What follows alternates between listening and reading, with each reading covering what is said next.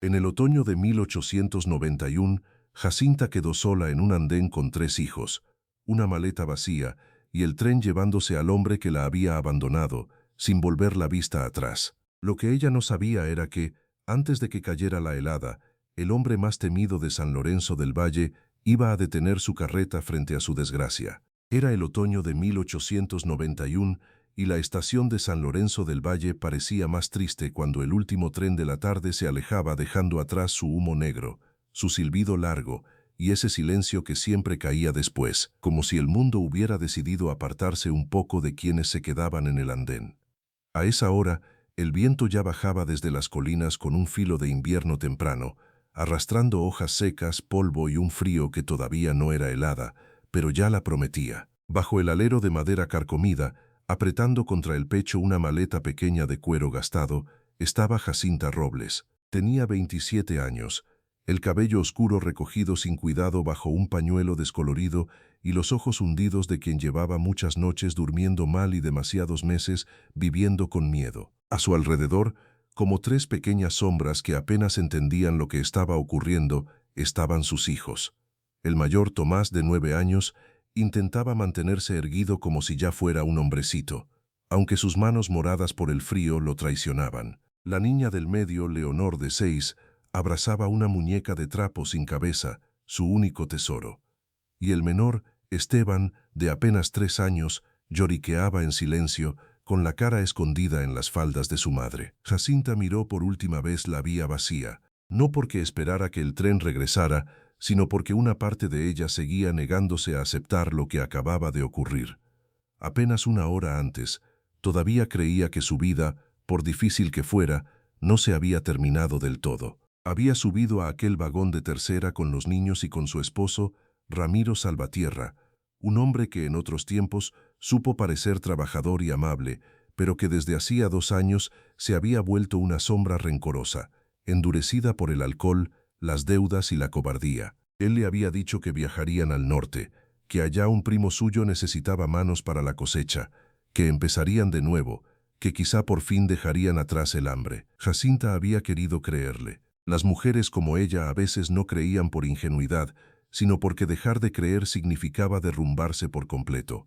Y una madre con 3 hijos no siempre tiene el derecho de derrumbarse. Pero en la parada breve de San Lorenzo del Valle, Ramiro le pidió que bajara con los niños a buscar agua.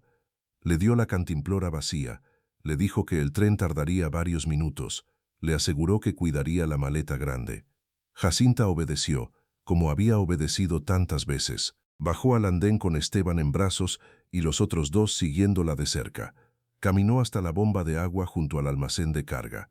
Tardó poco, apenas el tiempo de llenar la cantimplora y tranquilizar a Leonor, que se quejaba del frío, pero cuando volvió, el tren ya se movía. Al principio no entendió. Vio los vagones avanzar con lentitud y pensó que todavía alcanzaría a subir. Corrió llamando a Ramiro con una voz que se le desgarró en la garganta. Corrió con el niño pequeño en brazos, con Tomás tirando de su falda y Leonor tropezando detrás. Corrió hasta que vio, por una ventanilla sucia, el rostro de su esposo. No estaba desesperado, no gritaba su nombre, no trataba de bajar, solo la miraba. La miraba con una expresión extraña, mezcla de vergüenza y alivio, como quien por fin se libra de una carga que ya no quiere seguir arrastrando. Después giró la cara, y el tren siguió su camino. Jacinta se quedó inmóvil en mitad del andén, con la respiración rota y el agua derramándose de la cantimplora sobre sus dedos entumecidos. No lloró enseguida. Las grandes humillaciones primero vacían el cuerpo. Solo cuando el humo desapareció en la distancia y comprendió de verdad que Ramiro se había llevado el dinero, la maleta grande, los documentos y hasta la manta gruesa de los niños, sintió que algo por dentro se le venía abajo con un estruendo silencioso. El jefe de estación, don Anselmo Paredes, un hombre huesudo de bigote amarillento y ojos pequeños, la observó desde la puerta de su oficina con esa incomodidad seca de los hombres que no quieren problemas ajenos en sus terrenos. Se acercó sin demasiada prisa, metiendo las manos en los bolsillos del chaleco. Señora, dijo, mirando más a los niños que a ella, el tren ya no vuelve hasta mañana al mediodía. Jacinta tragó saliva. Tenía los labios partidos y un temblor apenas visible en la barbilla. Mi marido, murmuró, como si todavía le costara pronunciar la verdad. Mi marido se fue. Nos dejó aquí. Don Anselmo carraspeó. Miró las vías, luego el cielo, luego a los niños. No era un hombre cruel, pero tampoco uno de esos raros hombres capaces de cargar con el dolor de otros. Era, más bien, un hombre acostumbrado a administrar horarios, mercancías y silencios. En la fonda del pueblo quizá le den trabajo por un plato, dijo al fin, pero tendría que moverse antes de que oscurezca. Aquí no puedo tener gente pasando la noche. Jacinta bajó la vista hacia Esteban, que empezaba a tiritar de manera más evidente. Tomás apretó los dientes con esa seriedad precoz que solo nace en los niños que han visto demasiado. Leonor, en cambio, alzó la cara y preguntó con un hilo de voz. ¿Mamá, papá vuelve? Aquella pregunta le atravesó el pecho como una aguja helada. Jacinta se arrodilló frente a sus hijos, ignorando el frío de las tablas del andén bajo las rodillas. Le acomodó a Leonor el cuello del vestido raído. Secó con los dedos la nariz del pequeño y obligó a su voz a salir firme. No, mi amor, dijo al fin con una dulzura rota. Papá no vuelve. Tomás no preguntó nada. Solo apartó la mirada hacia las montañas, donde el sol empezaba a hundirse detrás de una franja de nubes bajas. En ese gesto silencioso había una infancia terminándose demasiado pronto. San Lorenzo del Valle no era un pueblo grande.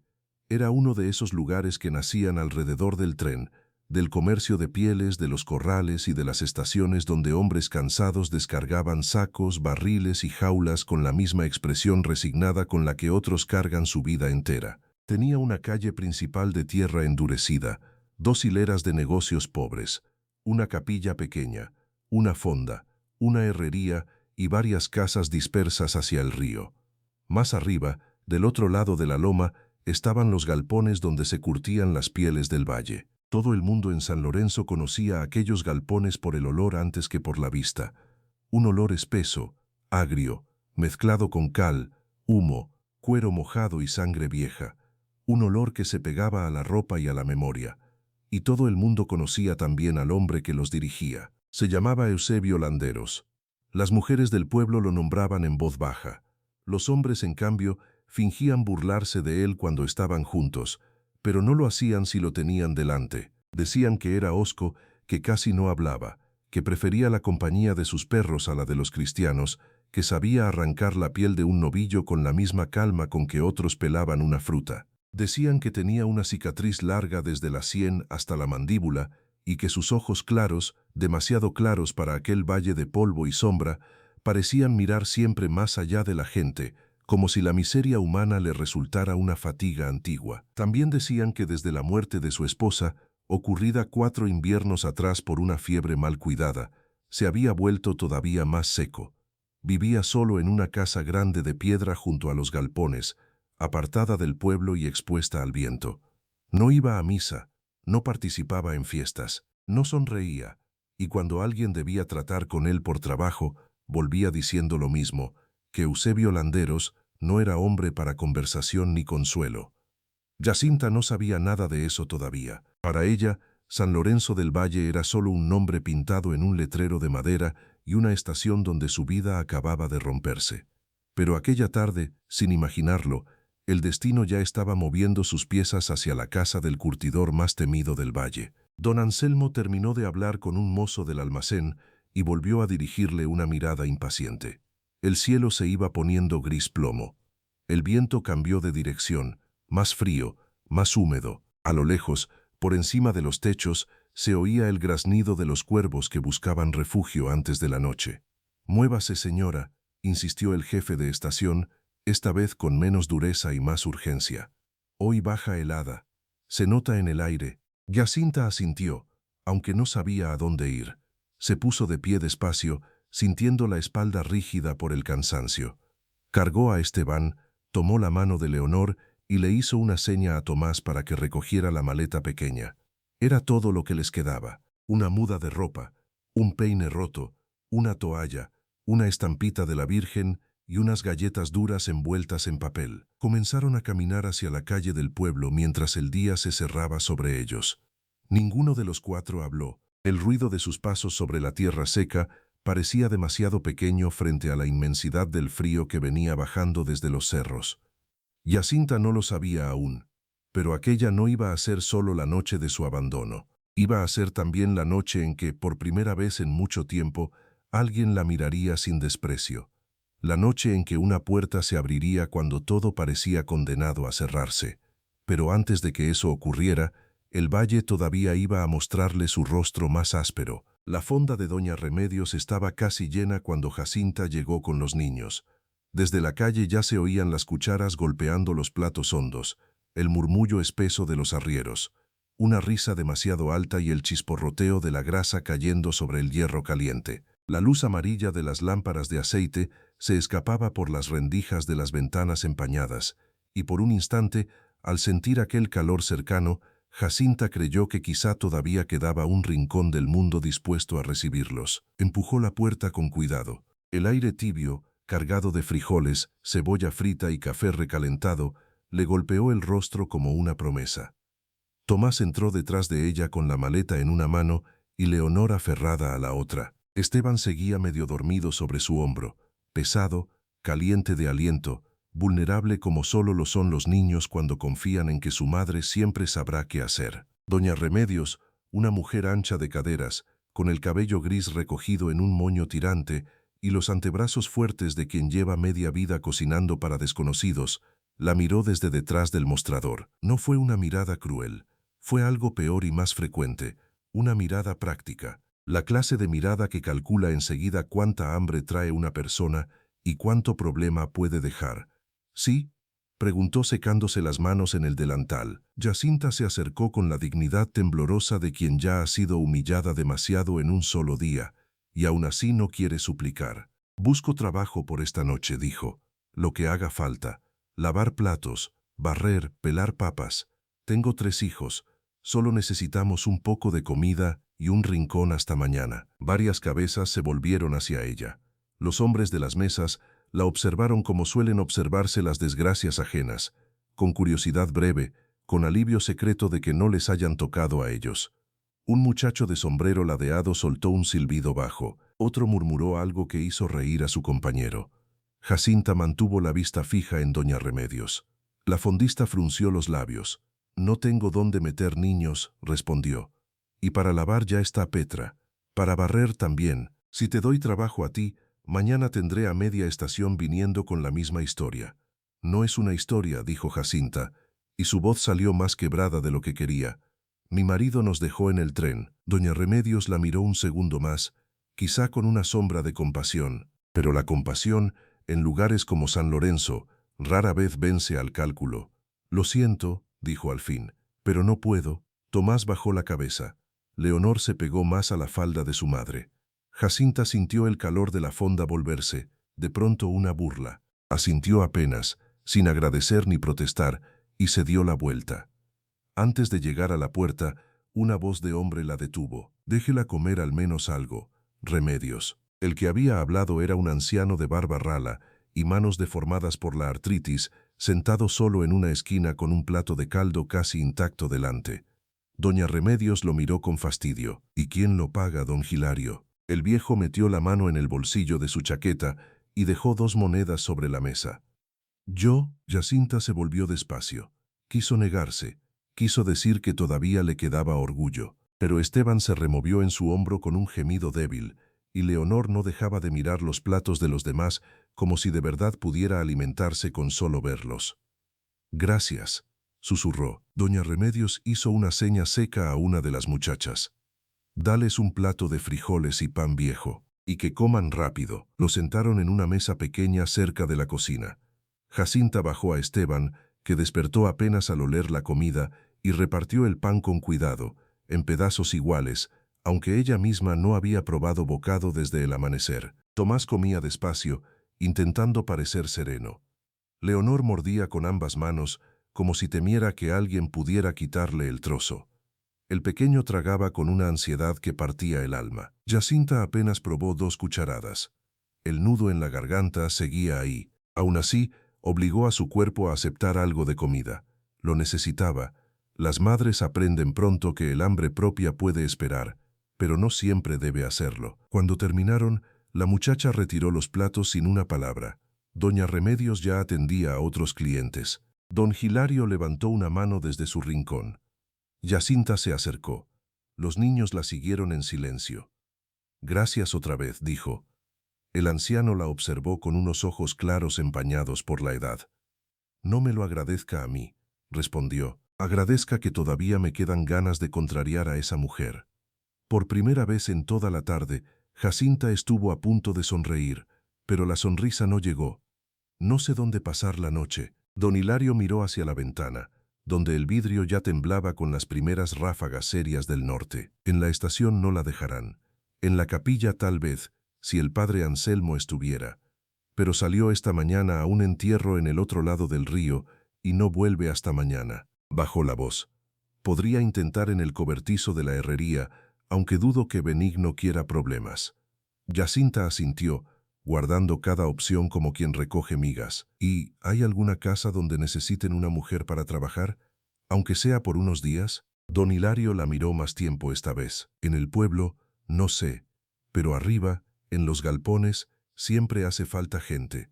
El problema es que quien manda ahí no suele contratar mujeres. ¿Los galpones de pieles? El viejo hizo un gesto afirmativo. De Eusebio Landeros. El nombre no significó nada para Jacinta, pero el silencio que cayó alrededor sí. Incluso en medio del ruido de la fonda, pareció abrirse un hueco breve. Don Hilario notó su desconcierto. No es hombre fácil, añadió, pero tampoco es injusto. Solo vive a su manera. Antes de que Jacinta pudiera preguntar más, la puerta de la fonda se abrió de golpe y el viento empujó adentro una lengua de polvo y aire helado. Entraron dos hombres de chaquetas de cuero, botas embarradas y olor a corral mojado. Uno de ellos, alto, de nariz aguileña y barba rojiza, se sacudió el sombrero. Se viene fuerte, dijo a nadie en particular. En los corrales de arriba ya empezó a escarchar. Doña Remedios maldijo por lo bajo y fue a cerrar mejor la puerta. Jacinta miró a sus hijos. Leonor ya tiritaba otra vez. Tomás fingía no hacerlo. Esteban volvía a cabecear de sueño. No podían seguir allí. Se despidió de don Hilario y salió con los niños a la calle. El golpe del frío fue más duro que antes. El pueblo parecía encogerse bajo el cielo gris oscuro. Las ventanas se cerraban. Los pocos que aún andaban fuera caminaban deprisa. Una campana lejana sonó en algún corral. El viento olía a agua vieja, a hierro y a noche. Intentó en la herrería. Benigno, el dueño, un hombre negro de hollín hasta en las pestañas, negó con la cabeza antes de que ella acabara de hablar. Tengo herramientas, carbón y dos aprendices durmiendo ahí, dijo señalando el cobertizo. No puedo meter niños. Si se enferman, luego la culpa es mía. Intentó en una casa junto a la capilla. Nadie abrió. En otra, una mujer apartó apenas la cortina, vio a Jacinta con los tres niños y fingió no escuchar. En la tienda de abarrotes, un joven le dijo que el almacén cerraba y que no era asunto suyo. Cada negativa iba dejándole algo más frío que el viento en el pecho. La noche terminó de caer mientras cruzaban la calle principal por segunda vez. El barro de los bordes empezaba a endurecerse. Leonor ya no preguntaba nada, solo caminaba. Tomás cargaba la maleta con los dedos enrojecidos y apretaba los labios para no quejarse. Jacinta llevaba a Esteban dormido y sentía que el brazo se le estaba entumeciendo por completo. Fue entonces cuando oyó el primer trueno lejano. No era una tormenta de lluvia, era ese retumbar seco de las heladas del norte, cuando las nubes bajas se parten sobre las colinas y el aire cambia de golpe, como si algo inmenso respirara encima del valle. Varias puertas se cerraron casi al mismo tiempo. Un perro comenzó a ladrar en algún patio, y en la calle de tierra, frente al almacén de granos, una carreta apareció entre la penumbra. Venía despacio, tirada por dos mulas oscuras. El hombre que la guiaba llevaba un abrigo largo y un sombrero hundido hasta las cejas. A su lado, atados en la parte trasera, se veían rollos de cuero cubiertos por lonas. La carreta pasó junto a ellos y siguió unos metros. Luego se detuvo. Jacinta no pensó que fuera por ella. Siguió caminando, pero escuchó una voz grave, áspera, que venía desde arriba del pescante. La niña ya no siente las manos. Jacinta se volvió. El hombre seguía sin bajar. Apenas distinguía su rostro en la sombra del ala del sombrero. Miró a Leonor. Tenía razón. La pequeña llevaba los dedos rígidos, casi azulados, apretados alrededor de la muñeca sin cabeza. «¿Estamos bien?», mintió Jacinta por puro reflejo. El hombre no respondió enseguida. Solo la observó. O eso sintió ella. Luego miró a Tomás, a la maleta, al niño dormido en brazos de su madre y otra vez a la niña. «No», dijo al fin. «No lo están». Hubo algo en aquel tono, tan seco y tan sereno a la vez, que no sonó a lástima ni a curiosidad. Sonó a constatación, como si estuviera diciendo: «El cielo está nublado. Esa rueda está floja. Ustedes tienen frío». El hombre bajó entonces de la carreta. Era alto, más de lo que Jacinta había imaginado. Llevaba el abrigo abierto sobre una camisa gruesa y botas manchadas de barro curtido. En la penumbra, la cicatriz se le veía apenas, una línea pálida que nacía cerca de la sien y bajaba hasta perderse junto a la barba corta. No tenía aspecto salvaje ni brutal, tenía más bien el aspecto de alguien que se ha quedado demasiado tiempo a la intemperie, por dentro y por fuera. Sus ojos eran claros, extrañamente claros. «¿De quién son?», preguntó señalando a los niños.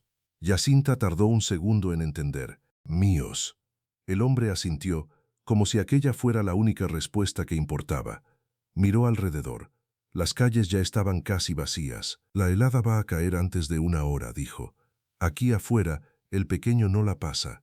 Jacinta apretó a Esteban contra su pecho. «No queremos molestar». «No pregunté eso».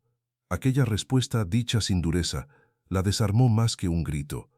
El hombre se volvió hacia la carreta, tomó una manta gruesa del asiento y se la extendió a Leonor. La niña miró a su madre antes de aceptarla. Jacinta asintió. Leonor se envolvió temblando. «Subán», dijo él después. Tomás dio un paso atrás. Jacinta no se movió. Aquel hombre era un extraño del que ya empezaba a adivinarse la reputación en las miradas que dos mujeres les echaban desde una ventana cercana. Un extraño que no sonreía. Un extraño que parecía más hecho de silencio que de palabras. «¿Quién es usted?», preguntó al fin.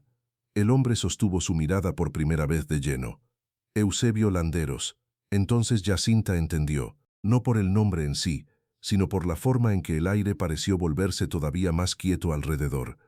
Recordó al anciano de la fonda, los galpones, el hombre no fácil, el que no contrataba mujeres, el que vivía arriba, lejos del pueblo. Lo que no sabía era por qué se había detenido por ellos. Eusebio miró a los niños otra vez. «Pueden quedarse en la cocina esta noche», dijo. «Mañana se verá». Y aunque Jacinta todavía no lo sabía, aquella frase sencilla iba a cambiar el curso entero de su desgracia. Porque a veces el destino no llega con promesas ni con ternura inmediata.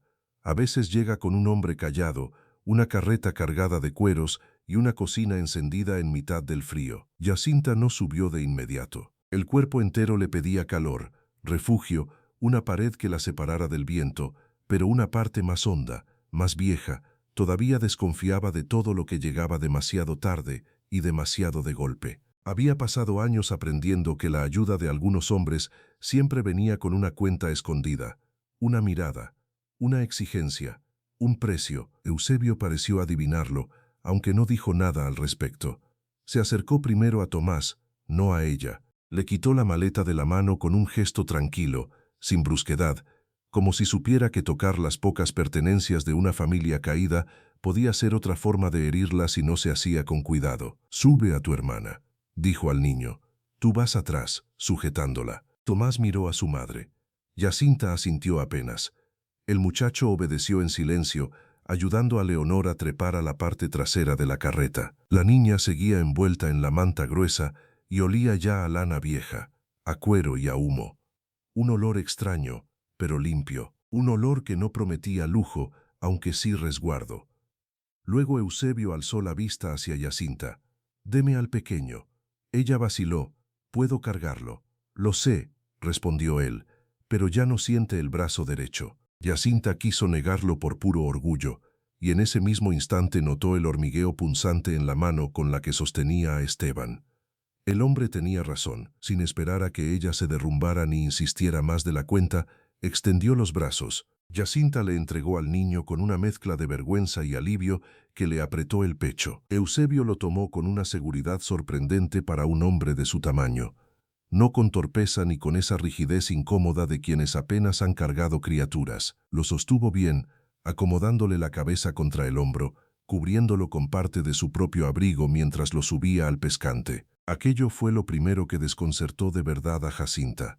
Lo segundo llegó cuando él se volvió hacia ella y sin una sola palabra innecesaria, le ofreció la mano para ayudarla a subir. No era una mano suave, era una mano grande, marcada por el trabajo, con nudillos anchos y una cicatriz vieja cruzándole el dorso. Pero tampoco era una mano posesiva. No tiró de ella, no la sujetó de más, solo estuvo allí, firme, disponible. Jacinta la tomó y subió. La carreta echó a andar entre el silbido cada vez más duro del viento. San Lorenzo del Valle fue quedando atrás con sus faroles escasos, sus techos bajos y sus puertas cerradas. A medida que avanzaban por el camino que subía hacia la loma, el pueblo parecía hundirse en la oscuridad como si nunca hubiera querido hacerse cargo de ellos. Tomás iba atrás, abrazando a Leonor. Jacinta, sentada en el pescante, no apartaba la vista de Esteban, que dormía contra el pecho de Eusebio con una confianza que solo los niños hambrientos y agotados son capaces de conceder a un desconocido. Nadie hablaba. A la izquierda del camino empezaron a aparecer los galpones. Grandes estructuras de madera y piedra, con techos inclinados y puertas anchas, levantadas a cierta distancia unas de otras. Incluso en la oscuridad, Jacinta distinguió los montones de pieles cubiertos con lonas, los barriles alineados, las poleas y las vigas. El olor llegó antes que el resto: cuero mojado, cal, ceniza, agua estancada. Un olor fuerte, sí, pero no tan insoportable como había imaginado. Era el olor del trabajo duro, el olor de algo arrancado a la tierra y sometido a las manos humanas. Más arriba, apartada de los galpones por una franja de terreno pedregoso, se levantaba la casa. No era una casa pequeña, tampoco una mansión. Era una construcción de piedra gris, ancha, sólida, de una sola planta con techo alto y un porche frontal protegido por pilares gruesos. A un costado se adivinaba una leñera bien abastecida, del otro, un corral bajo, y en las ventanas, la luz cálida de lámparas encendidas. Jacinta sintió entonces algo que casi dolía de tan inesperado, la visión de un lugar hecho para resistir. La carreta se detuvo. Antes de que ella se moviera, la puerta principal se abrió y apareció una mujer envuelta en un chal oscuro. Era mayor, de espalda recta, con el rostro moreno surcado por arrugas finas y el cabello blanco recogido en dos trenzas gruesas que le caían sobre el pecho. Sus ojos negros y vivos fueron primero a Eusebio, luego al niño dormido, luego a Jacinta y a los otros dos pequeños. No mostró sorpresa, solo una atención profunda, antigua. Bajó temprano la helada, dijo. Sí, respondió Eusebio. Eso fue todo, ninguna explicación, ninguna pregunta inmediata. Y sin embargo, la mujer se hizo a un lado en la puerta como si la casa ya supiera lo que debía hacer. Eusebio le devolvió a Esteban a Jacinta y luego ayudó a bajar a los otros dos. La mujer se acercó a Leonor, le tocó las manos con delicadeza y chasqueó la lengua, frías como piedras de río, murmuró. Entren ya. La cocina era amplia y estaba viva de calor. Había un fogón de hierro encendido, una mesa grande de madera marcada por años de uso, estantes con frascos, ollas colgadas, haces de hierbas secándose junto a la pared y un banco largo cubierto con mantas dobladas. Todo estaba limpio, no con la limpieza de adorno de las casas donde nada se toca, sino con la limpieza verdadera de los lugares donde cada cosa sirve y cada cosa se cuida. En cuanto entraron, el aire caliente hizo que Leonor empezara a llorar sin ruido. No de miedo, de alivio. Tomás seguía tieso, mirando todo como si no terminara de creerlo. Jacinta apenas logró sentarse antes de sentir que las piernas le temblaban. La mujer mayor se movió con una rapidez serena, puso agua a calentar, acercó una silla al fuego, sacó una manta más y la envolvió alrededor de los hombros de Jacinta sin pedir permiso, aunque tampoco como si se lo estuviera tomando. Era el tipo de gesto que nace de la costumbre de cuidar. Soy Aurelia, dijo por fin, prima de Eusebio. A veces digo que soy su mala conciencia, pero él no se ríe nunca, Así que el chiste se pierde. Leonor soltó una risa diminuta entre lágrimas. Fue tan pequeña que casi no pareció una risa, pero bastó para aflojar apenas el aire de la cocina. Eusebio dejó el sombrero sobre una repisa, se quitó el abrigo y lo colgó cerca del fuego para secarlo. Debajo llevaba una camisa de franela oscura arremangada hasta los antebrazos. La cicatriz de la cara se veía mejor ahora, pálida, irregular, como una grieta vieja sobre piedra firme. No la ocultaba. Tampoco parecía recordarla. «Hay sopa de cebada», dijo Aurelia, «y pan de esta mañana». «Sirve 5 platos», respondió él. «6», corrigió ella, mirándolo de reojo. Eusebio no replicó. Jacinta bajó la vista. Había llegado allí con el cuerpo entumecido y la dignidad hecha jirones, y aún así esa escena doméstica, tan sencilla, le resultó más extraña que todo lo demás. No entendía por qué la habían recibido, no entendía qué esperaba de ella aquel hombre callado, y no entendía, sobre todo, por qué no había en su mirada ni una sola chispa de esa curiosidad sucia que tantas veces había visto en otros. Aurelia sirvió la sopa, primero a los niños, luego a Jacinta. El caldo estaba humeante y olía a cebolla, apio y hueso cocido durante horas. Leonor se aferró al plato con ambas manos. Tomás esperó a que su madre lo mirara antes de empezar. Esteban, ya despierto, comía sentado en el regazo de Jacinta con esa urgencia dócil de los pequeños. Eusebio se sentó al extremo opuesto de la mesa. Comía sin ruido, con la vista baja. No era un hombre de sobremesa. Eso se veía enseguida, pero tampoco imponía silencio. El silencio simplemente nacía de él. Fue Aurelia quien habló. «¿Cómo te llamas, hija?» «Jacinta Robles». «¿Y ellos?» «Tomás, Leonor, Esteban». Aurelia repitió los nombres como si quisiera guardarlos bien. Luego miró a los niños. Bonitos nombres para un día tan feo. Tomás levantó apenas la comisura de la boca. Leonor siguió comiendo. Esteban ya cabeceaba otra vez. «Nos dejaron en la estación», dijo Jacinta al fin, porque el peso de no explicar nada le resultaba más difícil que la vergüenza de contarlo. «Mi marido se fue en el tren con el dinero y las cosas. No tengo familia aquí». Aurelia no soltó una exclamación. No dijo pobrecita, no se llevó la mano al pecho. Solo escuchó.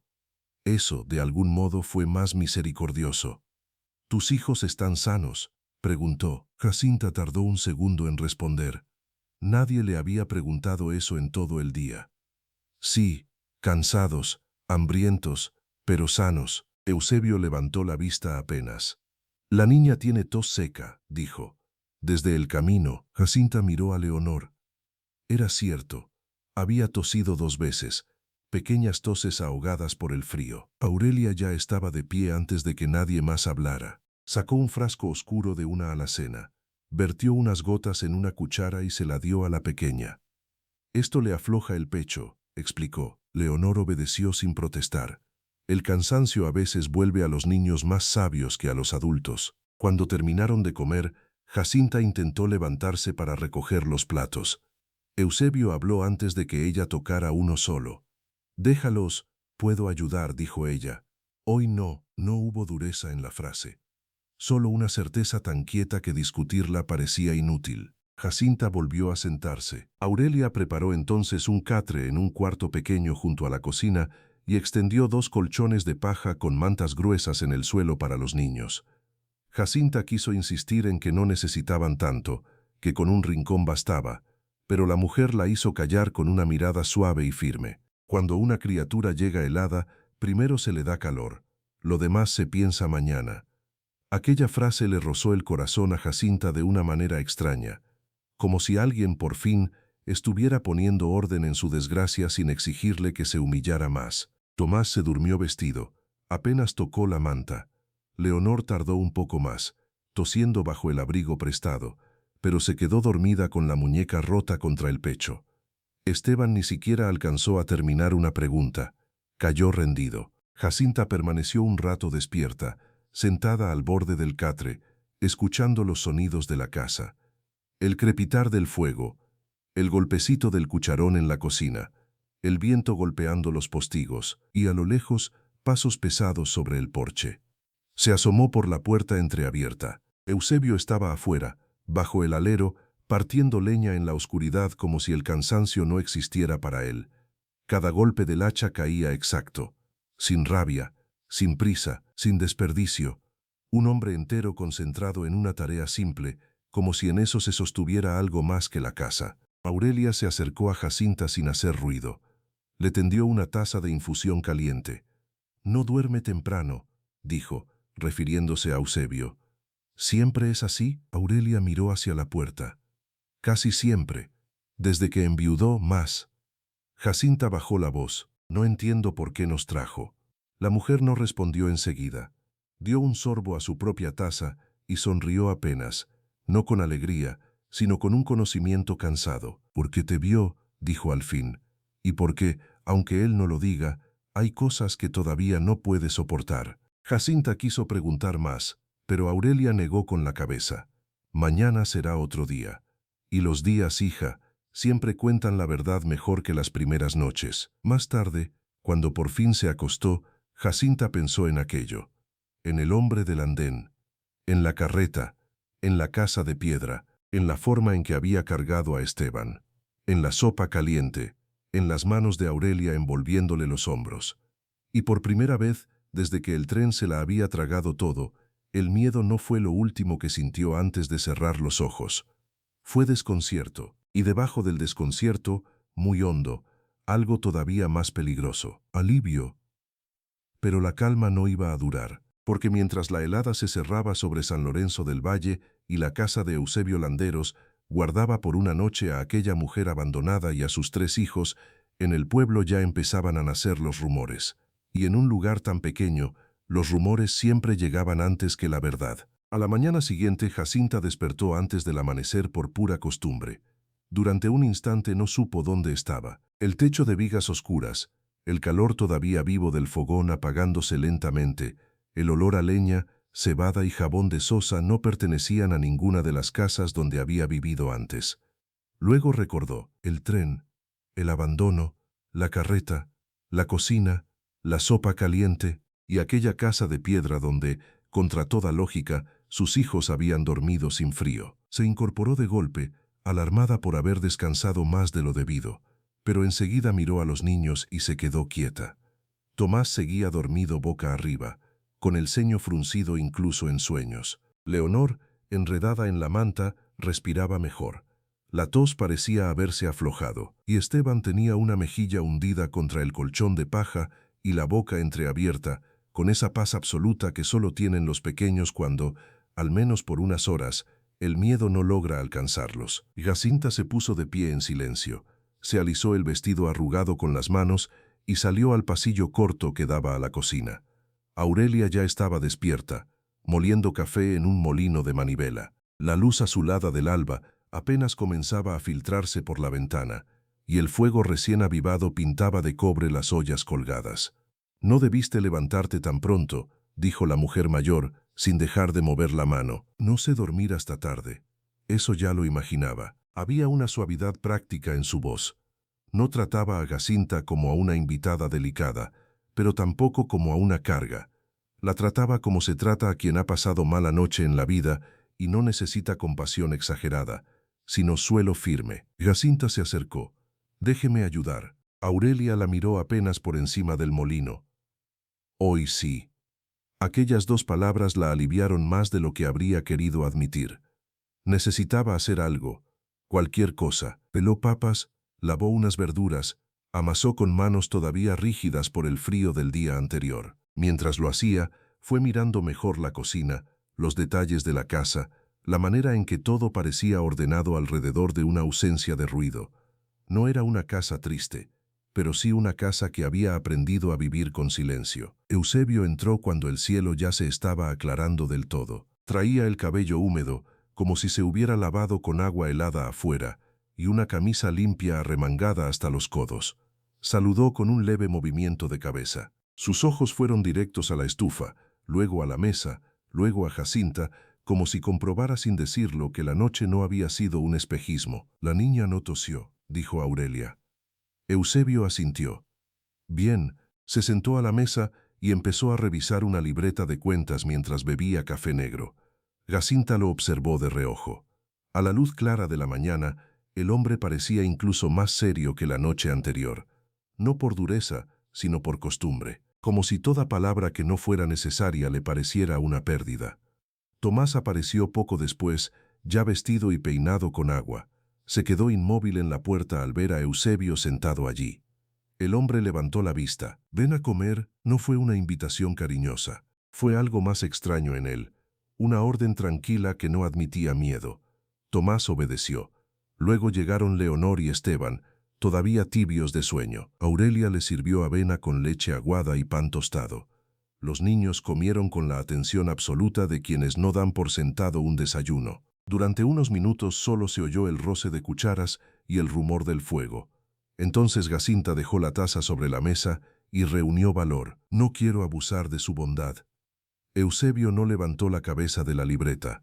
«Entonces no lo hagas». Jacinta se quedó sin saber si aquello era una ironía. Aurelia ocultó una sonrisa en el borde de la taza. «Lo que quiero decir», continuó Jacinta, obligándose a seguir, «es que necesito trabajo. No puedo quedarme aquí sin hacer nada. Si usted sabe de alguna casa en el pueblo o de algún lugar donde necesiten costura, cocina, lavado». Ahora sí, Eusebio levantó la vista. «No en el pueblo». La respuesta cayó seca. Jacinta sintió el viejo golpe en el pecho, esa mezcla de vergüenza y resignación con la que ya empezaba a familiarizarse demasiado. «Entiendo». «No has entendido», dijo él. Hubo un silencio breve. Tomás levantó la mirada. Leonor apretó la cuchara. Jacinta esperó. «En el pueblo ya están hablando», continuó Eusebio. «Una mujer joven, abandonada, con 3 hijos, pasando la noche fuera de la estación, para esta hora ya te habrán inventado 2 pecados y medio». A Jacinta bajó lentamente la vista hacia sus manos, no porque la sorprendiera, sino porque dolía comprobar lo predecible que era la crueldad. «Podría trabajar aquí», añadió Eusebio. Ella alzó la cabeza de golpe. «Aquí, Aurelia no puede con toda la casa sola, y en tiempo de curtido siempre falta alguien que lave ropa, prepare comida para los peones y mantenga limpio el cuarto de secado, no en los galpones, en la casa». Aurelia dejó la taza en la mesa. «Y yo llevo 2 inviernos diciéndole eso», murmuró. Eusebio ignoró el comentario. «No es una caridad, sería trabajo pagado. Te quedarías con los niños hasta que encuentres otra cosa o hasta que decidas irte». Jacinta no respondió enseguida. Había esperado rechazo, no una propuesta. Y las propuestas inesperadas asustan casi tanto como los golpes cuando una mujer ha vivido demasiado tiempo a la defensiva. «¿Por qué haría eso?», preguntó al fin. Los ojos claros de Eusebio se posaron en ella con esa quietud que no era frialdad, sino una forma severa de sinceridad. «Porque necesito ayuda, y porque tú la necesitas también. No hay más misterio». Aurelia carraspeó, claramente poco convencida de que aquella fuera toda la verdad, pero no dijo nada. Jacinta miró a sus hijos. Tomás fingía comer, pero estaba atento a cada palabra. Leonor ya no parecía tan asustada. Esteban, ajeno a todo, intentaba mojar pan en la avena con una concentración solemne. No encontró dentro de sí una razón sensata para negarse, solo el miedo. Pero el miedo no alimentaba niños. «Acepto», dijo. Eusebio asintió una vez, como si el asunto hubiera quedado resuelto con naturalidad. «Bien, hoy mismo Aurelia te enseñará la casa, y el niño mayor puede ayudarme unas horas con la leña si quiere». Tomás abrió mucho los ojos. Jacinta iba a intervenir, pero el niño habló primero. «Sí, señor». Eusebio lo miró. «No me diga señor. Me llamo Eusebio». Tomás tragó saliva. «Sí, Eusebio». Por primera vez, algo casi parecido a una sombra de aprobación pasó por el rostro del hombre. La mañana avanzó con una extraña normalidad. Aurelia mostró a Jacinta la despensa, el cuarto de lavado, el pequeño comedor, el pasillo de las habitaciones y una pieza vacía al fondo que, según explicó, había sido usada años atrás como costurero. La casa era grande, pero no lujosa. Todo estaba hecho para durar, no para presumirse. Había muebles pesados, cortinas limpias, suelos barridos, colchas dobladas con esmero. En una repisa del salón, Jacinta vio un retrato pequeño de una mujer de rostro sereno y ojos oscuros. Sostenía un libro cerrado sobre el regazo. Aurelia siguió su mirada. Era Elisa, dijo, sin bajar la voz, la esposa de Eusebio. Jacinta no preguntó nada, pero la otra mujer continuó mientras acomodaba unas sábanas. Murió hace 4 años. Fiebre de pecho. Rápida. Mala. Había muchas cosas en ese mala. Pérdida. Rabia. Impotencia. Jacinta lo entendió sin necesidad de detalles. No tuvieron hijos, añadió Aurelia. Los quisieron. No llegaron. Jacinta volvió a mirar el retrato. Entonces comprendió algo del silencio de la casa. No era vacío. Era duelo asentado en las paredes. Más tarde, mientras tendía ropa al sol pálido del patio trasero, oyó voces cerca del portón. Eran 2 mujeres del pueblo que habían subido con cestas de huevos y manteca para vender. Jacinta no las veía, pero sí las escuchaba. En los pueblos pequeños, la maldad rara vez necesita levantar la voz, le basta con inclinarla. Así que era verdad, dijo una.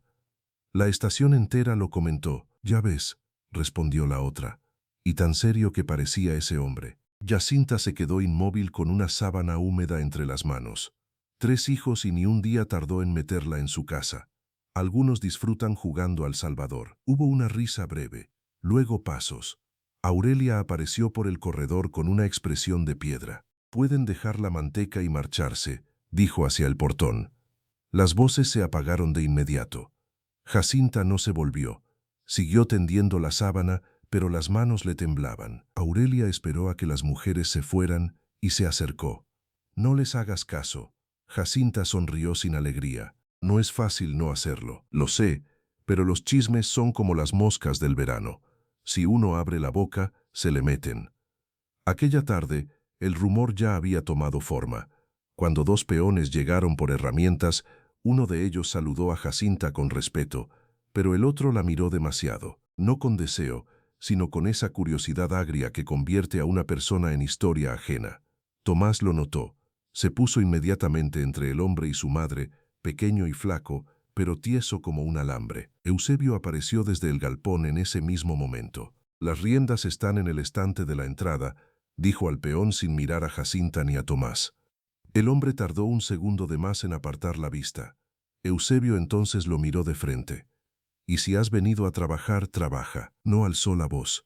No hizo falta. El peón bajó la cabeza y se fue hacia el estante como si hubiera recibido una bofetada. Tomás soltó el aire muy despacio. Eusebio lo vio. No tienes que plantarte así cada vez que un idiota olvida sus modales, dijo. Tomás apretó la mandíbula. Es mi mamá. Eusebio lo sostuvo con la mirada un momento. Sí, ya lo sé. Y se marchó sin añadir nada más. Pero el niño se quedó mirándolo con una mezcla nueva en el rostro. No era cariño todavía. Tampoco confianza completa. Era quizá el primer brote de respeto. Al caer la tarde, Jacinta encontró a Leonor en la sala pequeña frente al retrato de Elisa. La niña lo miraba con la muñeca rota bajo el brazo. ¿Quién era?, preguntó. Jacinta se arrodilló a su lado. La señora de la casa. Leonor ladeó la cabeza. ¿Se fue al cielo?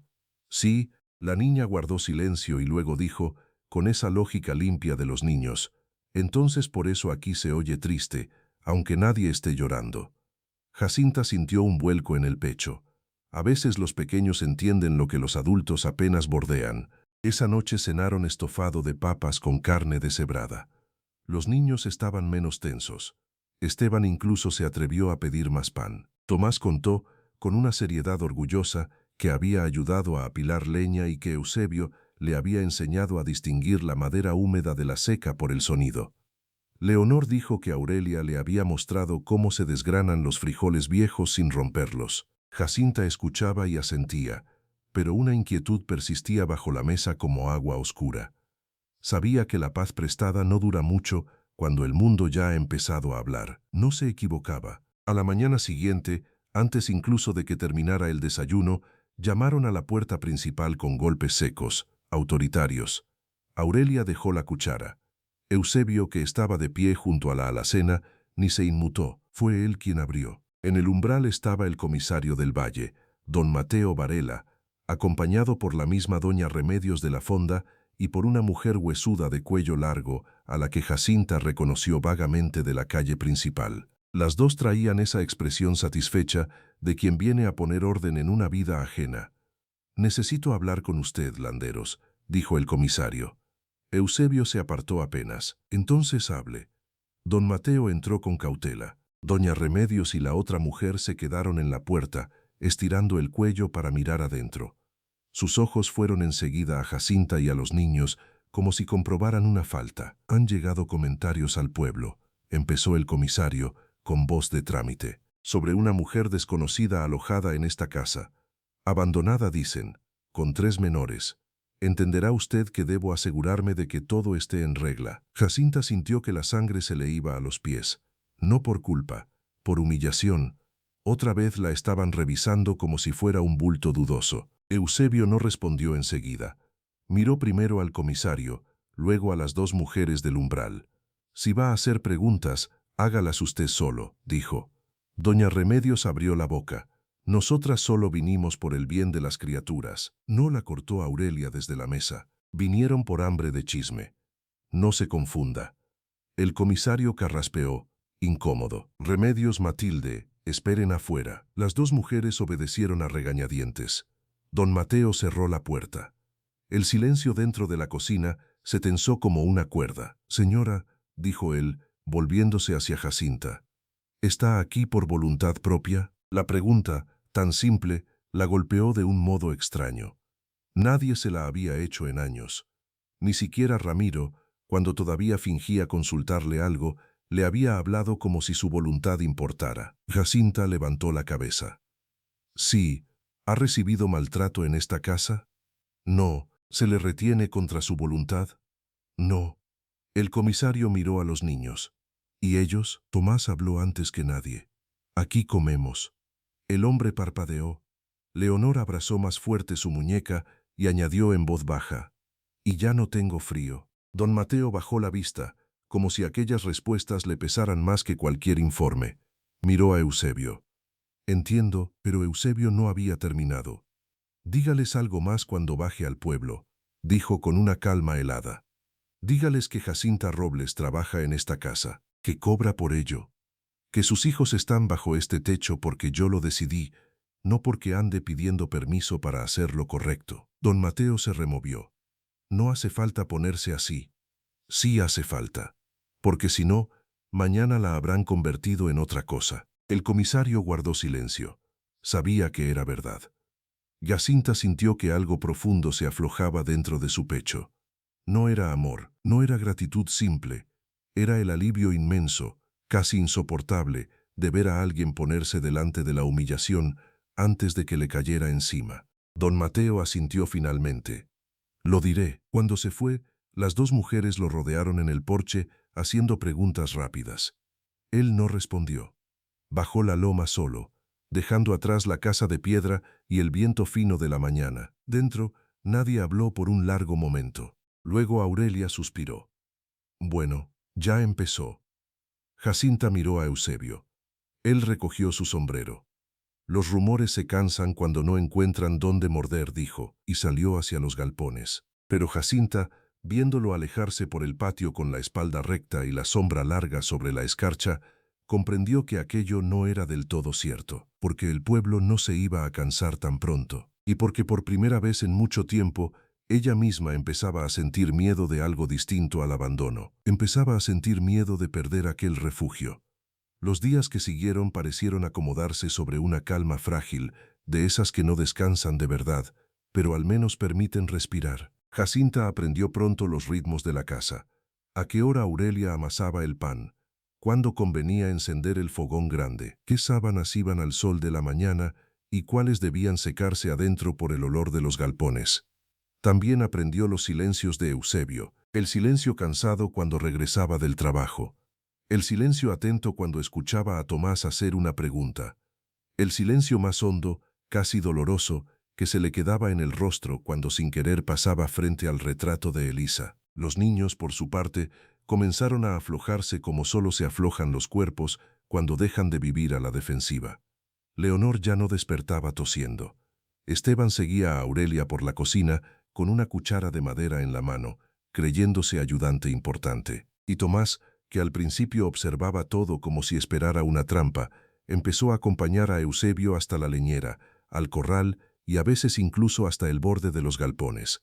No hablaban demasiado, pero entre ellos comenzó a nacer ese tipo de respeto que no necesita caricias para ser verdadero. Una tarde, mientras Jacinta sacudía mantas en el patio, vio a lo lejos una figura subir por el camino. Era doña Remedios.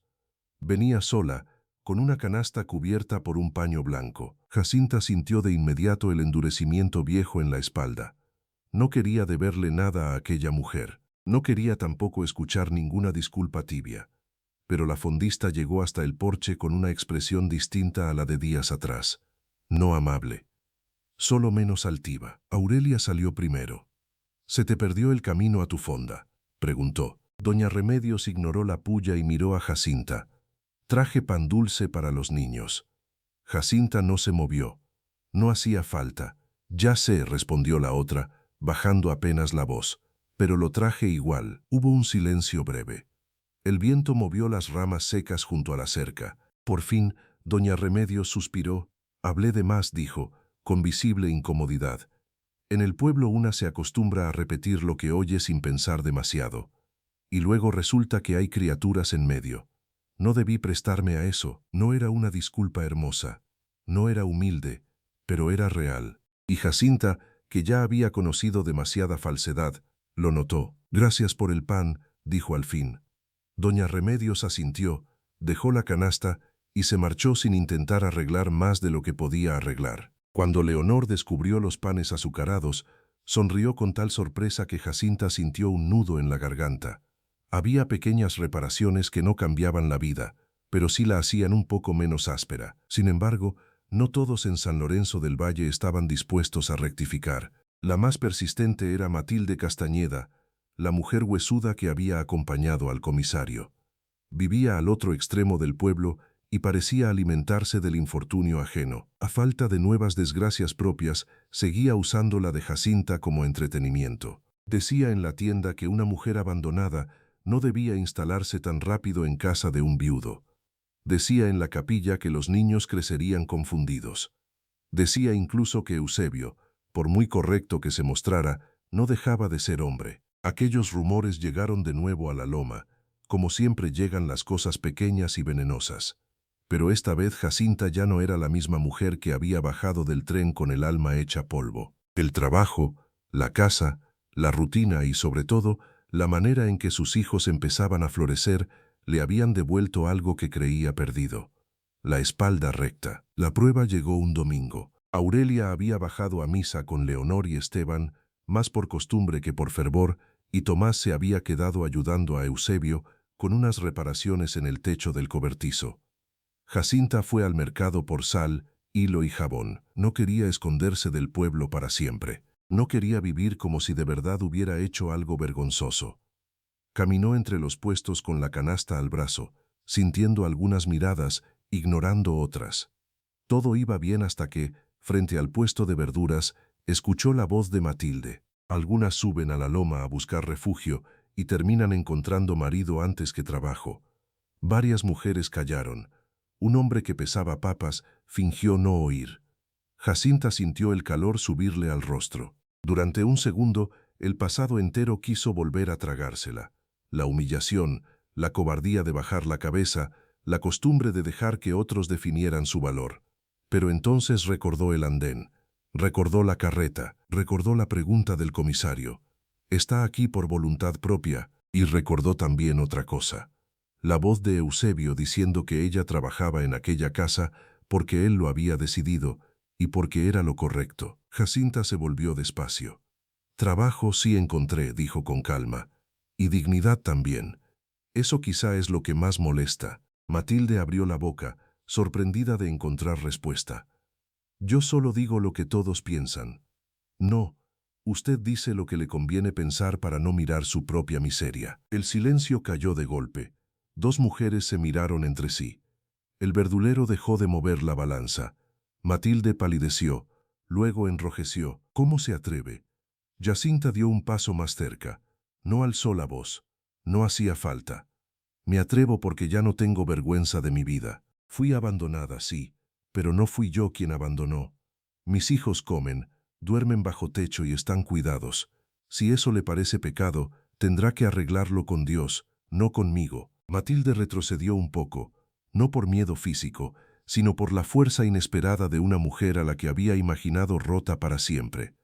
Y entonces ocurrió algo aún más definitivo. Desde el puesto de telas, doña Remedios habló en voz alta. La señora Jacinta tiene razón. Luego otra mujer, una viuda del barrio del Río, añadió. Y sus niños son los primeros que se ven limpios y tranquilos desde que llegaron. No fue una ovación. No hizo falta. Bastó con que el aire del mercado cambiara de dueño. Matilde comprendió que aquella vez se había quedado sola. Recogió su bolsa y se marchó murmurando. Cuando Jacinta volvió a la loma, traía la sal, el hilo, el jabón y algo más invisible. No era revancha, era otra cosa. La certeza de que la herida ya no mandaba sobre ella. Esa noche, mientras cenaban, Tomás contó que había logrado clavar solo 2 tablas derechas. Leonor enseñó una cinta azul que Aurelia le había comprado con unas monedas guardadas. Esteban se durmió con media tortilla en la mano. Y Jacinta, al verlos, comprendió que el hogar no había llegado de golpe, como llegan los cuentos. Había llegado a pedazos. En un plato de sopa, en una manta prestada, en un hombre callado que no preguntó más de la cuenta, en una mujer mayor que supo recibir sin humillar, en un niño que volvía a dormir sin apretar los puños.